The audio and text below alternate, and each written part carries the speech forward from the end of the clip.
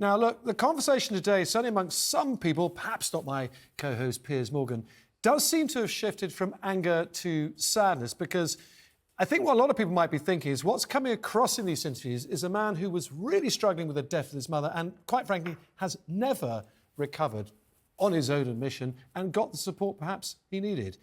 Do you agree with that?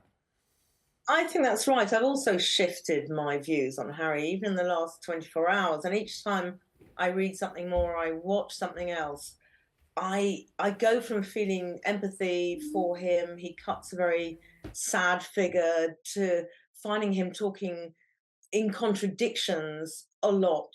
I mean, he seems incredibly confused. I can't quite work out the purpose of the book.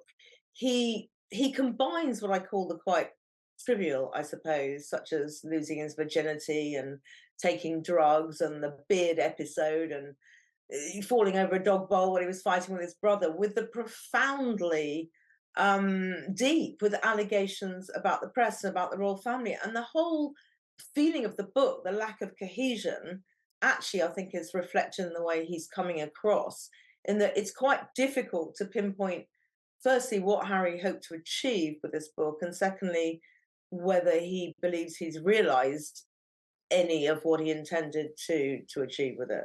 Yeah.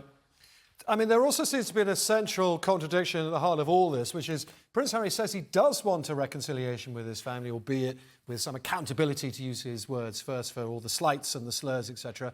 His actions, though, would seem to be doing nothing but pushing his family further away.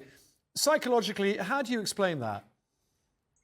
I mean, it's a tough one, because if you took any ordinary family that were estranged and one of them expressed a desire to reconcile with another one or the remaining members of the family, the last thing you would be advising them, particularly if they felt like their privacy had been invaded and that was part of the problem in the first instance, is to sort of spill the family secrets in a public way and then ask to be reconciled. Because actually what happens is that family, the royal family in this instance, is just going to draw further back. I mean, there seems to be a very, very limited chance of a reconciliation, certainly as a result of his documentary and of the book.